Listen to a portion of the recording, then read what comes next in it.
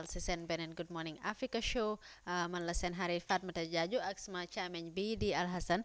di leen ne kontaan nañ torop si toppa bi ngeen ñu dee toppa every Monday to Friday from 9 to 10 di leen ne yéen lañ am ñooy seen bot xibaar yu wóor rek lañ leen naa indil comme nuñ ko dee defee every time Alhassan.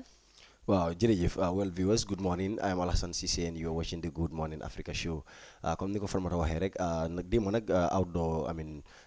suñu show bi outdoor lañ ko amoon ndax démb ñu ngi demoon fële si African Princess soo leen bàyyee xel comme foofu leen jëlale woon lii di Good Morning Africa show ndax ñu daan gunge lii di conference bi mooy Gambia Conference on Reforms and Democracy waaye tey nag delluwaat nañ si studio bi Farmata comme na ko waxee rek ni ñoo def ni ñu comme as usual rek di leen jox studio stories suñ fa jógee dem xoolaat yeneen media outlets yi. waa Alhassan ñu dem ak studio stories yi comme niñ ko dee defee rek. The Gambia is set to establish a social protection system that will effectively deliver measures to safeguard the lives of the poor and vulnerable in the country. Yesterday, the government of the Gambia and the World Bank signed a social safety nets project to a tune of $31 million to support this significant initiative.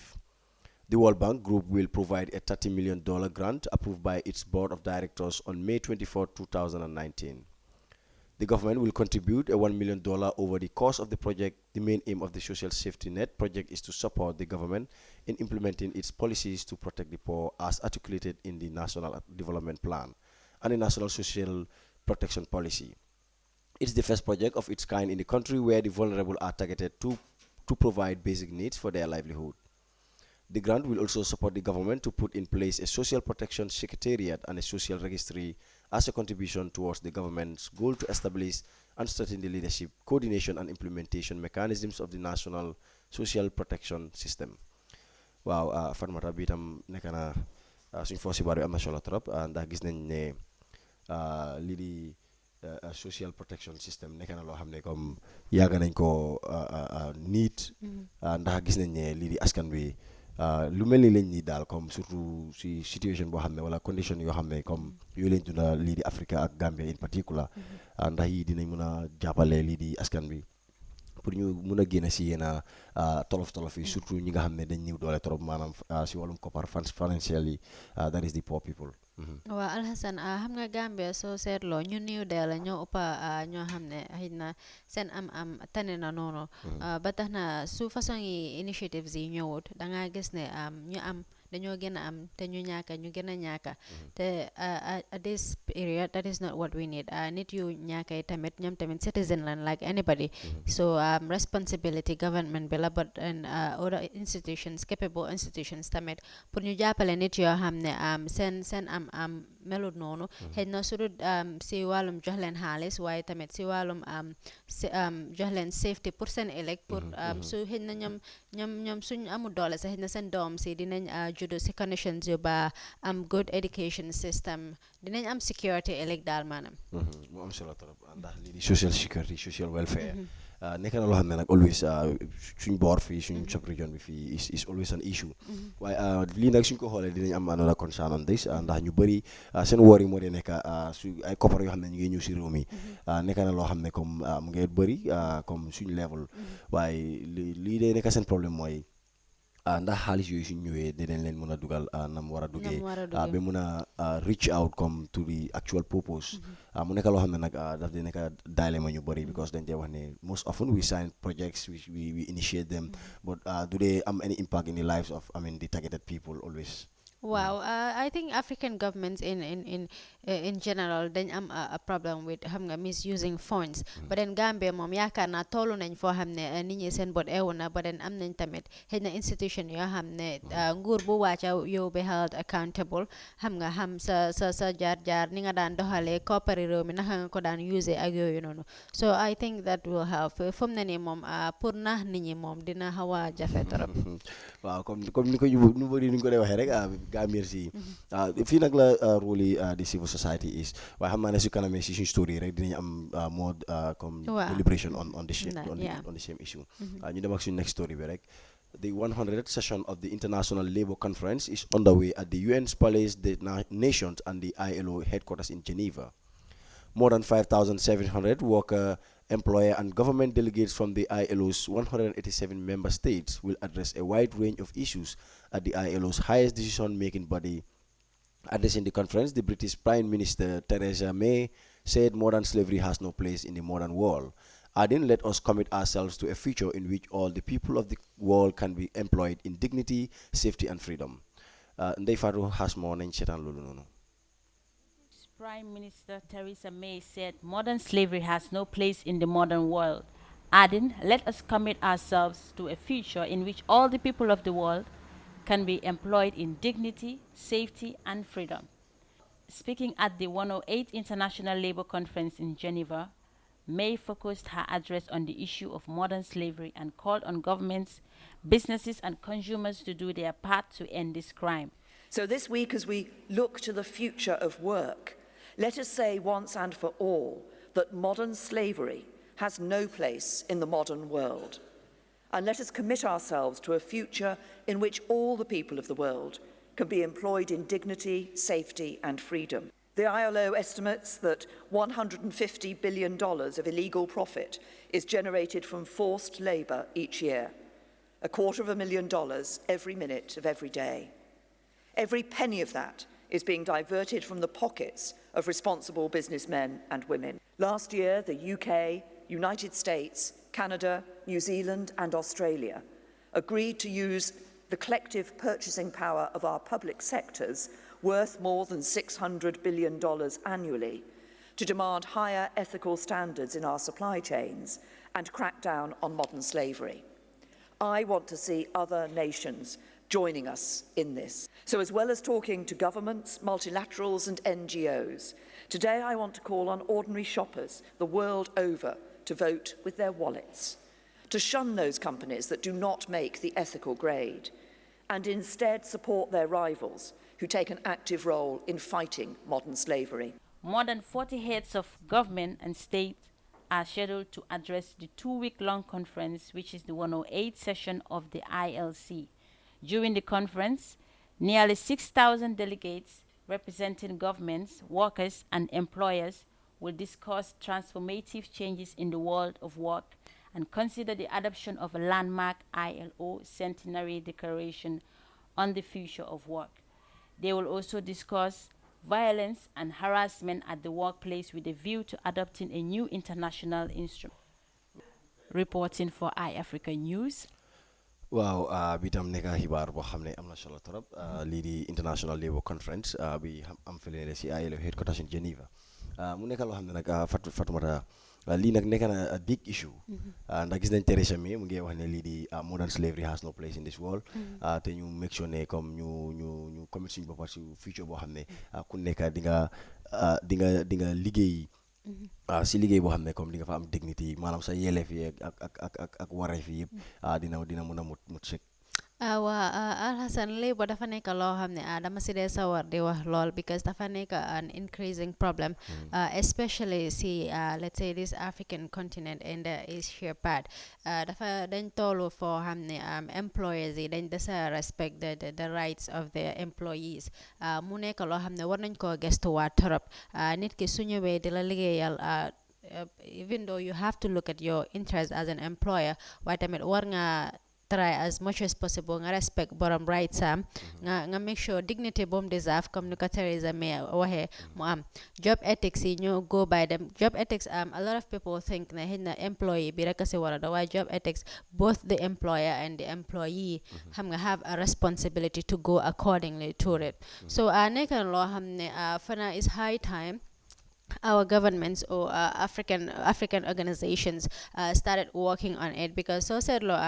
in countries like America and Europe ñoom mun nañoo wax ne ñoom xaw nañ say advance tuuti because so said si ak yàlla fi seen liggéeykat yi xaw nañ ko respect bu baax waaye ñun fii in Africa ak lii di ñoom Asia ak yooyu xaw naa des so I think there's still a lot of work that can be done to improve the situations of employees labor sector bi it plays a great role in the development of each country. It's the most fundamental. Exactly. It plays a very fundamental role in the development of each country. So empowering them and respecting their rights, and giving them the freedom that they need is essential. It will also serve as a motivation, to boost the work. Da gis nañ sa mu ngi jéem a highlight lii di the amount of comme money boo xam ne we generate Yeah. comme worldwide comme through Yeah. forced labor mu nekk loo xam ne nag is very eminent in Africa nekk na loo xam ne nag authorities are finding it very difficult Also, to part of the problem is work hours. I guess employees most times the work that the hours that they work for is too much. Definitely cause it might not be physical problems, but then psychologically, I'm not damaged, but it boom dead. I've seen it. But I need mom help be more hunger. There's just enough that it can take. I more than 12 hours. Yep. As time goes, and the a psychological impact on the person. But that's not only when we talk about labor. exactly waaye mu am lu ndaw lu ma bëgg a connect rek lii di word ci Theresa May ne lii di modern slavery amul place ci world bi ñu xool loolu rek am xool suñ some of the indigenous I mean incidents yoo xam ne ñu ngi am fii nii lii di Koyna lii di comme this class system of I mean lii di naka laa ko waxee sax jongal ni foro issue Exactly, because those people are using that term because I'm not ñeena si the so-called gor yu ñoo wax dañoo am xëy na sa farmland nga ne because of this person is inferior, so I'll take the person to boobu mooy forced labor. You take the person to work on your farmland and you think you can just take that for granted. waaw mu nekk lu am solo trop ndax su nekkee boo joxee nit liggéey da nga ko war a jox matuwaay yu war a jiw yëpp pour mu mun a def liggéeyam maanaam si li lu mu yeloo daal kon den nit ki su dul koo xam ne moom liggéeyalul la joxuloo ko dara nga xool rek ne yow moom suma jaam nga wala jaam nga ak yu mel noonu loolu moom pour just discourage loolu noonu war nañ see bàyyi xel bu baax a baax ñu dem ak suñu next story bi rek on June 14 the Gambia will join the rest of Africa to celebrate and compete in the inaugural African Beach Games to be hosted by Cape Verde. One sport that will be on the spotlight in the Cape Verde city of Sal will be beach volleyball, and Gambia national beach volleyball men and women teams will be among the 24 teams across Africa that will battle for the World Beach Games. Ticket in San Diego, California in USA. Amadou Kante has more on that.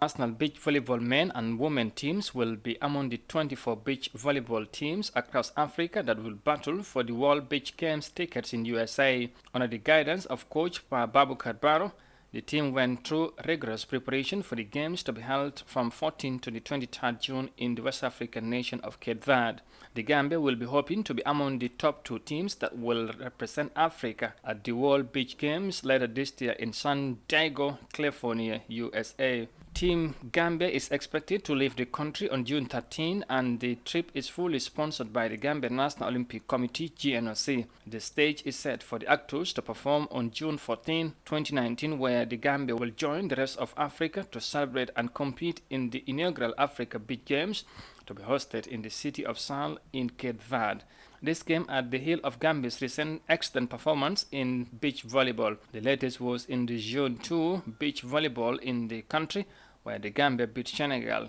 Bissau and Conakry in round 1, went on to beat Mali in the semi-finals. Meanwhile, Senegal female team beat Gambia 2-0 to win gold, and Gambia settled with silver in their names. beneen affaire boo xam ne am na solo trop ndax bi moom mu ngi méngoo si naka laay wax tàggat yaram la wala naka waaye gis nañ ne lii di Gambia ñu ngi war a join lii di 24 African countries yoo xam ne ñu ngi am competition boo xam ne si big games yi nii mu war a am fële si Cape Verde te ñu ngi yaakaar ne Gambia will go there and inshallah they will do something waaye Fatoumata lii nekk na loo xam ne tam gis nañ ne beach volleyball comme ambiance bi bëriwul si réew mi nag waaye gis nañ ne Gambia is doing very very great and we understand that they are ranked 8th position in Africa looking at the Gambia comme si wàllum sport su nekkee mën nañu rank 8 loolu moom is a great achievement for the country. Well, Malu France and fierté rek we are proud the volleyball team is doing that great in terms of sports. While when it comes to the ambience becoming I think the sports institutions in the country have a role to play. Obviously. In terms of creating the awareness among Gambians to at least have more love for the for the game come tey soo doon wax ne ay football xëy na the number of people interested in football soo ko waree compare ak the number of people interested in volleyball there's going to be a very very very vast difference. So I think comme ni ma ko waxee rek is the responsibility of the sports institutions to raise awareness among Gambians pour ñu gën a xam game bi more, also financially and with other resources tamit help waaw surtout the surtout people because involved. finance bi nga wax noonu rek gis nañ ne lii di beach volleyball bi nii comme is one of the cheapest I mean to convey Exactly. comme boobu tam waroon nañ see dox ay jéego ndax gis nañ ne lii comme dem si boori beach bi la rek nga install sa ay net ak yu mel noonu rek comme you don't need that much infrastructure to be able to do those things. Yeah. So waroon nañoo mën a encourage the youths I mean xam Exactly. nga ñu gën a leen a xicca ñu dugga si li mel nii ndax gis nañ ne Gambia moom to be frank the diversity is not that much in sports. Comme yeneen dëkk yi nga dem basket mu ngi am ambiance, nga dem volley mu ngi am ambiance, tennis a ngi am ambiance, golf, everything. Waaye ñun mos fii daal football bi moo dominate to be very frank. Yeah. Waaye gis nañu tam other areas they are doing good but they still Even need with the to. football, so I'm not this, but because I think sports in Waaye general in the Gambia motivation be amoon gis nañ because recently Pura ñu ngi there is this policy introduced comme ne di GSM operators yi dañu war a dafa am certain I mean levy boo xam ne ñu leen teg comme pour sports development bi ñu ko gisee nag it was very encouraging because dañ ne lii moom dina jàppale ndax gis nañ many countries around Africa in fact ak yeneen dëkk yi si world bi I mean this is how they do to push the sports I mean domain in their country ndax gis nañ sport rek can ameliorate the unemployment situation of this country ndax gis nañ sport su demee na mu war a demee rek gis nañ ne currently lii di wrestling bi am na ñoo xam ne léegi ñu ngi earn seen living through it so da ngay suñu empower lii di sport I mean activities yi rek da ngay gis many youths we have many great potentials ñoo xam ne suñu jógee si football or any other thing they will be able to I mean deliver up to expectation. also to empower the people involved because as I always say motivation dafa important when it comes to this some activity bogus the people involved should be really motivated and encouraged both financially morally loolu noonu war naa ni ko loo xam ne dañ ko war a prioritize motivation should be a priority in every sector nag ba tax na lady sports foog naa tamit it's part of the reasons lu tax mu dominant mu dormant in the Gambia because the people involved in fact the area bu gën a am ambiance mooy football bi moom tam exactly ñu ngi am ay jafe-jafe yoo xam ne amin yàgg na and we are still facing them rather waaye currently nag gis nañ ne Gambia suñ game bi ak lii di Morocco mooy football bi at least jot nañoo am a win 1-0 te gis nañ ne past two games yi comme am nañ win anyway it's promising so all you have to do is to empower and make sure comme nit ñi am that appetite to play the game ndax suñ professional league bi sax gis nañ ne you just call it a league in fact maa ko ne professional but it is not to be very frank gis nañ ne it is a struggling league te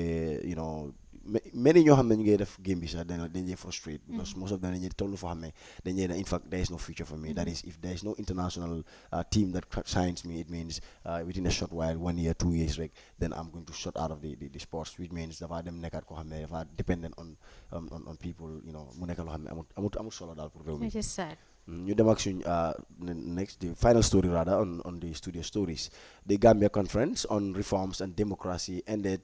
yesterday at the African Princess Hotel, organized by the Gambia chapter of Right to Know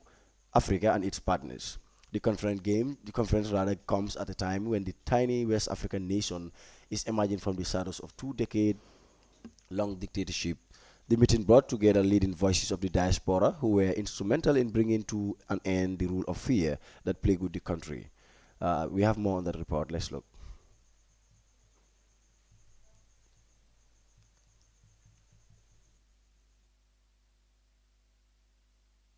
The Gambia Conference on Reforms and Democracy is by Right to Know ended today at the African Princess Hotel. The conference do come court with the team the diaspora's potential for impact reforms in times of transition, aims at various institutions and sectors ranging from security to education and push for reforms and implementation. The conference, widely attended by Gambians in the diaspora, civil society organizations, private sectors, and the CRC, looked into the loopholes of the transition, government, and the way forward. The leader of the organizers, Right to Know organization, said they invited Gambian experts home and abroad to discuss the development of the Gambia. the outcome which he said will be presented to the government.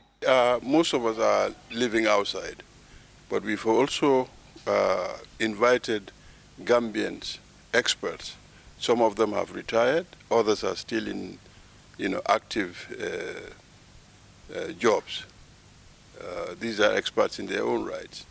So what we've done is that to get them, and also together with us, to decide how to move forward, especially in terms of the transition period. These are all, as I said, experts in education, in health, and we've looked at all of these issues, giving their own contribution. Hopefully we will be able to provide this report to government so that they can take whatever they feel that they can take on board moving forward. He added there is enough expertise in the country which should not be underestimated. Do not lack the expertise. They are here. The CRC made mention of the fact that their session with us was the best they have had throughout their consultations. And most of them are not from the diaspora, they are from here. So we should not underestimate the value of Gambian experts. We have them here. Some of them have retired. They have worked for the United Nations. They have worked for other agencies, and also the private sector, by the way. And I think that it is up to the government to recognize this as a fact, then to utilize their expertise. Speaking to iAfrica TV, the advisor of the UN Secretary General for the Prevention of Genocide, Mr. Adama Jeng, commended the efforts of the diaspora in coming up with such a conference to contribute to the welfare of their people. He also added the discussion was constructive and he is optimistic the outcome will be fruitful if actions follow. Well, I would say that the Gambia is at crossroad, and this is a time when each and every Gambian should stand up and bring their contribution in the rebuilding of the state institution, in contributing to build a greater Gambia, a new Gambia. A resolution was drafted towards the end of the conference which attracted discussions and adjustments. It is expected to be adopted. It will be shared with the government and the public at large. Reporting for iAfrica TV, bii nag nekk xibaar boo xam ne tam am na solo torop ndax bii mooy conference mooy GAMCOD, the Gambia Conference on Reforms and Democracy, which was held yesterday at the the past 3 days at African Princess Hotel. Mu nekkoon loo xam ne nag dañ gàdda lii di Gambian experts, home and abroad. ñu ñëw toog waxtaan si lii di reforms, lii di reformation bi comme pour nguur gi ak système yi government bi nu mu nekk di demee right now, comme ni ñoo change affaire yi daal pour ñu mun a am a very conducive environment foo xam ne comme every Gambian will exercise his rights, full liberty, te du am benn restriction, fekk ku nekk nag di nga am sa jaama nam waree. Démb nag comme démb la affaire bi jeex waaye mu nekkoon loo xam ne nag am na solo trop. Waa Alhassan, comme ni nga ko waxee am na solo, the importance of conference bi moom mënuñ ko over emphasize bi nga gis ne when it comes to the reforms discuss nañ various reforms ranging from security, media and electoral health and education, ak lii di institutional reforms nga xam ne dee si yëpp soo seetloo Gambia foo dëgga loolu la nit ñi di lam-laamee, waaye di nga gis ne reforms yuñ fa discuss yëpp am na solo ba pare nekk na loo xam ne tamit loolu la Gambian si di jànkuwanteel ba pare then you begin to see the realistic part of the conference, because I believe na soo demee ba di organize conference and gather people, you have to talk about the things that are really affecting people and not things that you just talk about and at the end of the day that's just it. But then so déglo, if you're in the conference nga déglo di nga xam ne all the things that they have talked about are things that are really affecting Gambians, especially lii di health and education ak lii di institutional reforms nga xam ne moo soxal nit yu bari léegi part of liñ discuss on under institutional reforms was the fact ne there's so much wastage of resources in so many institutions especially in the foreign exactly yeah. Especially in the foreign departments as they said because di nga gis ne ambassador will be sent to a place boo xam ne xëj na moom lu moo nekkee foofu rek mooy visitors ñëw from the Gambia mu receive leen and or the president comes and then he receives the president and there's nothing much other than that fekka soo seetloo bu baax there's much more beyond that, like looking for funds, gathering funds, looking for projects on that in that particular country. Because it's just a matter of doing your research and investigation to know where the Gambia can actually invest something. So loolu yëpp nekk na loo xam ne war nañ ko bàyyi xel te at the end of the day comme ni nga ko waxee si report bi a resolution was drafted. Resolution bi nag rafetlu na lu bari waaye tamit ñaawlu na lu bari. Resolution bi at the in the end dinañ ko adopt ba pare dinañ ko send fii di government institutions dinañ ko send si central government tamit pour ñu xool ko also tamit dinañ ko share with the public pour nit ñi tamit wax si luy seen xalaat. waaw mu am solo trop waaye li gën a interesting si loolu mooy gis nañ ne ñëpp ñu nekkoon si conference boobu noonu they are all people yoo xam ne comme ni nga ko waxee they are experts I mean they're well experienced anyway ñu nekk ñoo xam ne comme some educationists they are health experts ñi si kër na gis nañ ko mel ni Chongan he was part of them te moom nekkoon na koo xam ne he has been in the security system comme nekkoon na a very high authority te am na si experience daal so mu nekkoon loo xam ne daal comme yaakaar nañ ne lii di seen resolution bu ñu am suñ ko poussé up to the right place mooy the general public ak the principal actors comme ñoo xam ne ñoo mën a gën a implement loolu noonu mooy nguur gi suñu ñu waree jël noonu ba dox si ay jéego rek yaakaar dina am ne comme dinañ gis ne comme most of these things ñoo wax dina am some changes comme at least ñu mën a am lu ñoo mën a digest loo xam ne daal dafa ok because ñu bëri ñoom ñu ngi jéem a criticize ne comme lii di reforms policy boo xam ne wala reform agenda bu government bi ñëwee is still not being practiced because ñoom ñu ngi feel ne lii di nguuri baro bi ñoom ñu ngi waxoon ne in 6 months suñ ñëwee in power they will make sure comme lii di any law boo xam ne mu ngi retard lii di liberty Gambian bi or any other position boo xam ne da nga am that comme jiw dañ ko génne within 6 months so da nga gis ne ñu bëri si gars yi ñu ngi naan jéem a wax ne loolu noonu is one step ne comme they are not that proactive in dealing with this reformation so to augment that or to adjust that ñoom tam ñu ak li mel nii pour jàppale lii nguur gi ndax li mooy the role of the civil society we cannot just fold our hands at home and be like government bi dafa war a waaw Barrow dafa war a def lii ma ne lii nu mu demee we have to come up with these kind of things because this conference suñ ko xoolee money is spent on it am na ñoo xam ne they left their business all the way from America ñi from but government bi da ngaa seetlu it's not always that you have people yoo xam ne xarañ nañ si leadership ñu nekk ay leaders some people dañ dee nekk foofu rek by chance so it's the responsibility of the people around and the CSOs in the country to guide that particular government waaw mu am solo trop waaye li ñoo def rek xibaar naka information bi am na solo trop waaye dañoo dem ak newspaper review rek nañ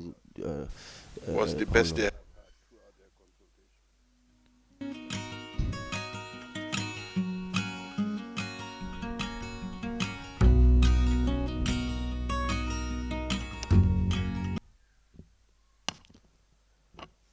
Well, New Denmark Standard, in their headlines, we have I saw soldiers caught a woman's breast, TRRC witness. 2016 changed Gambian politics forever. Jammeh loses all assets rather to state. Yankuba and FJC, that is Fatoumata Jahompa Cissé, freed. Limoneka headlines, these are the headlines on the Standard. New Denmark, bena first story on that. Yankuba and Fatoumata Jahompa Cissé, freed. The state yesterday dropped charges against former local government minister Yankuba Toure and former speaker Fatoumata Jahompa Cissé, who were standing trial for alleged witness tampering after TRRC witness Alaji Kanyi claimed they called him over matters relating to his then planned testimony at the commission. When the case was called at the High Court yesterday, Justice Aminata Shaho Cissé announced that the duo have been charged under the application of State Counsel A.N. Yusuf. Reacting to the court's ruling, lawyer L.S. Kamara, who appeared for the second accused, applied for the court to give the accused persons their documents, including their traveling documents. His application was immediately granted by Justice Sahosise. During his appearance at the court as first prosecution witness, Alaji Kanyi, an ex-military officer, told the court that he was called by the two accused persons. However, while under cross-examination, Kanyi contradicted himself, informing the court that the two accused persons never advised him against appearing before the TRRC. TRRC, meanwhile, confirming this development at a press conference yesterday, the Justice Minister Abubakar Tamiru told journalists that interfering with the TRRC witness is a serious offense, and I hope there are lessons here for everyone. Bitam nekk na xibaar boo xam ne is a follow up story rek gis nañ lii di Alaaji Kanye moom waxoon na during his testimony at the TRRC ne lii di Fatoumatta Jahumpa Ceesay ak Yankuba Touré ñoo ko call di wax ko ne warta dem witness waaye gis nañ ne from this report seen throughout seen proceedings during the cross examination kii di Alaaji Kanye dafa contradict boppam in court di wax ne comme ñu jéemuñ ko wax comme li mu waxoon ne loolu lañ ko wax maanaam bu mu dem pour testify si TRRC bi ba tax na lii di Fatoumatta Jahumpa ak Yankuba Touré free ne leen si case bi nii. Well, Alhassan, comme ni nga ko waxee, it's very contradictory because everybody almost ñu ngi doon follow TRRC bi, especially when Alaaji Kanye was testifying, and in his testimony he mentioned ne kii di Fatoumatta Jahumpa ak Yankuba Touré kolon nañ ko di ko jéem a discourage from or di jéem a tuutal lii di TRRC waaye ñu gis ne bu case bi demee ba court during the cross examinations mu deny loolu noonu ne contradict boppam in other words ba tax na gis na TRRC bi Alhassan is not a child's play ba tax na soo demee ba di testify make sure nga wax loo xam ne ëllëg si biir sooy deny make sure nga am concrete evidence la ngay deny sooy wax tamit something against somebody make sure ne nga am concrete evidence bi nga prouvé loolu noonu otherwise yow di nga dugal sa bopp si tuxidu na ba pare tamit in another way tamit dafa embarrassing Obviously waaye ni ñoo def rek ñu dem ak next story bi rek driver charged with causing 6 deaths. The police prosecutor yesterday pressed charges against Musa Jiba, a driver at the Brikama Magistrate Court, accusing him of causing the death of 6 people in Pirang. The charges relate to a recent car crash in the village in which 6 people died. Jiba, 26, is from Bajagar village and is charged with 2 counts bordering on reckless and negligent act causing death. However, when the charges were read to the accused, he denied any wrongdoing. Police Prosecutor Sergeant 3533 Bobo Jaju informed the court that the accused drove a motor vehicle in a rash or negligent manner endangering lives. He is also accused of driving in a rash or negligent manner which caused the death of Ismaila Baji, Fatunjai Musa Jalo, Hamadi Sabali, Sadibu Baji and Anna Jaju. The police prosecutor urged the court to deny the accused bail as investigation into the matter continues. Bail should be denied as the accused is 26 years. The court should consider the 6 people who lost their lives in the incident and also consider that the incident is still fresh in the hearts of the victims. Families, the police begged the court, Magistrate Omar Cham denied him bail. The case resumed on 26 June. Wow, gis nañ ne lii di driver bu noonu di Musa Jiba comme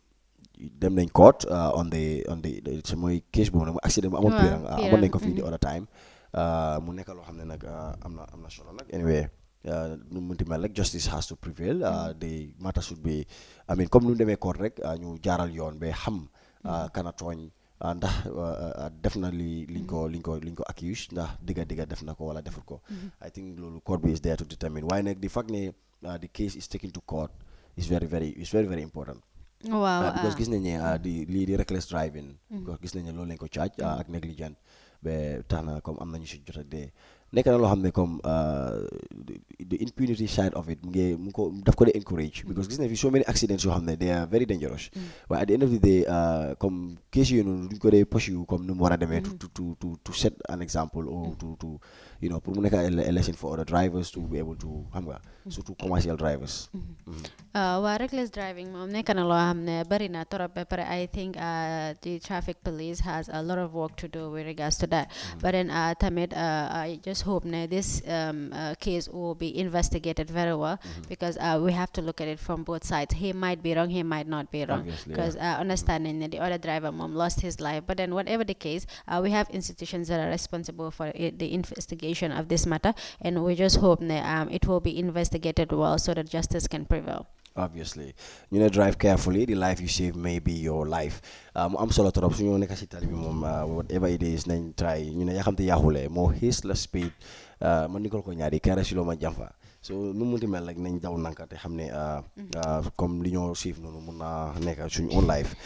Jammeh loses all assets to state. The Attorney General and Minister of Justice Abubakar Tambidu announced that all assets and companies belonging to former President Yahya Jammeh have been forfeited to the state. Addressing the press yesterday at his office in Banjul, Minister Tambidu said the decision followed the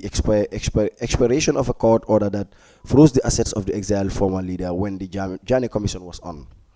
He also announced that the assets and properties of Mohammed Bazi, a close associate of Jammeh, are also forfeited. Bazi is also faced with a U.S. sanction for financing terrorist activities in the Middle East. The High Court order, which came into effect in 2017, is set to expire on Monday as the government continues to review the report of the inquiry.